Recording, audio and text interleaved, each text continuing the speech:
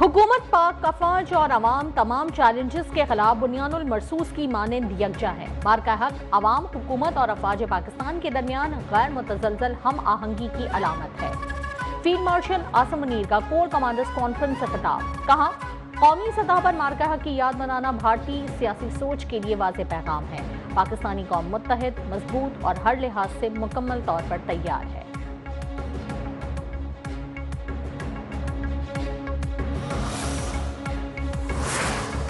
Iran के पास अब कोई चांस नहीं है। ईरान की फिजाइया, बहरिया और लीडरशिप खत्म हो चुकी है। हम ईरान को जौहरी हथियार बनाने नहीं देंगे। अमेरिकी सदर ट्रंप की ईरान को एक बार फिर धमकी। कहा, ईरान के पास एटमी हथियार आया तो पूरी दुनिया मुश्किल में होगी। ईरान पर हमला ना करता तो इसराइल और मशरिक़ वस्ता का खात्मा हो जाता। मैंने पाक भारत जंग समेत 8 जंगें रुकवाई। अमेरिका अपनी तारीख के सुनहरे दौर से गुजर रहा है।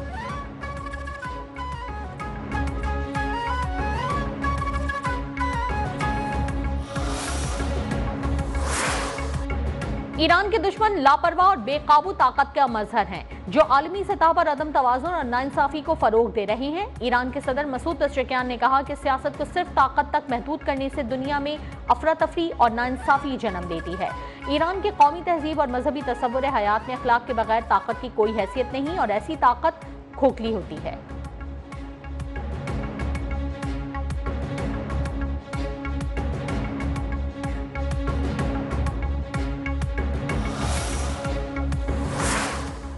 यूएई ने ईरान को जौहरी फरीक और खलीज में बहरान बढ़ाने का जिम्मेदार करार दे दिया। सदारती तर्जुमान अनवर करकाश के मुताबिक ईरान जौहरी फरीक है, जो खित्ते में अमन के लिए खतरे और अदम तहफ़्फ़ुज़ का बाइस है। अमाराती वज़ारत दिफा का कहना है कि फ़िज़ाई दिफाई निज़ाम ईरान से आने वाले मीज़ाइल्स और ड्रोन से निमट रहा है। हमलों के बाद दिफाई निज़ाम की कार्रवाइयों से मुल्क भर में धमाकों की आवाज़ें सुनी गईं।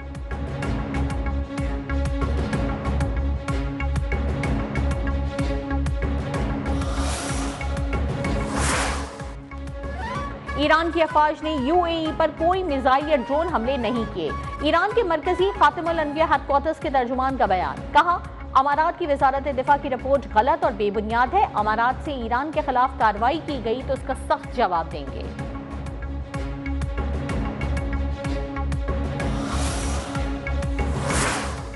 ईरान ने खुली जारहियत की, जानबूझकर पड़ोसियों को निशाना बना रहा है। आबना हर्मुज़ आलमी गुजरगाह है, ईरान को टैक्स वसूली की इजाजत नहीं देंगे। अमरीकी वजीर जंग पीट हेग्सेथ की न्यूज कॉन्फ्रेंस। अमरीकी chairman joint chiefs of staff general Dan can ने कहा, ईरानी जारहियत इस नहज पर नहीं पहुंची कि जंग दोबारा शुरू की जाए। अमरीकी अफवाज ईरान के खिलाफ बड़ी कार्रवाइयों के लिए तैयार हैं।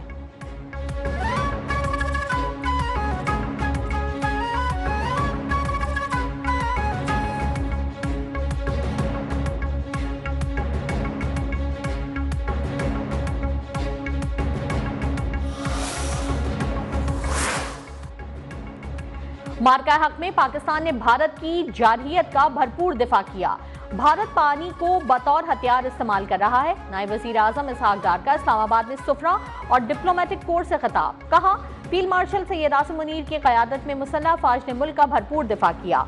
पाकिस्तान ने भारत के लड़ाका तैयारे मार गिराए। एयर चीफ मार्शल की क़यादत में शाहीनों ने भारत का गुरूर खाक में मिला दिया।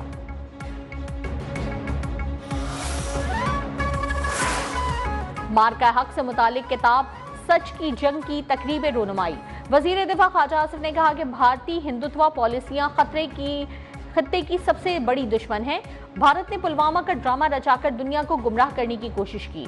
वजीर इत्तलात अता तारड़ ने कहा कि मार्का हक में पाकिस्तान ने बयानी और सिफारती महाज पर भारत को शिकस्त दी।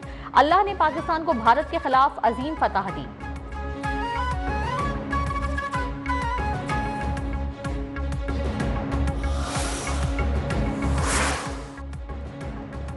बिजली चोरी में मुलव्वस अफराद के साथ कोई रियायत न की जाए। वजीर आजम शहबाज शरीफ का कहना है कि मुस्तकबिल में तवानाई की जरूरियात काबिल तजदीद तवानाई से पूरा करने के लिए जामे हिकमत अमली बनाई जाए।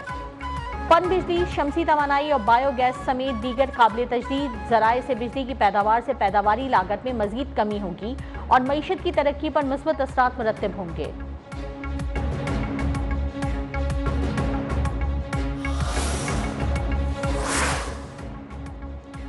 इक्तिसादी राब्ता कमेटी ने वज़ीर-ए-आज़म घर प्रोग्राम में तोसी समेत मुतादिद मंसूबों की मंजूरी दे दी।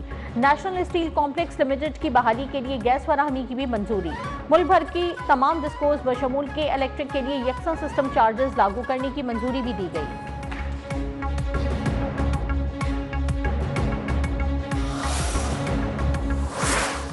और आईसीसी ने टी20 क्रिकेट टीम्स की सालाना रैंकिंग जारी कर दी।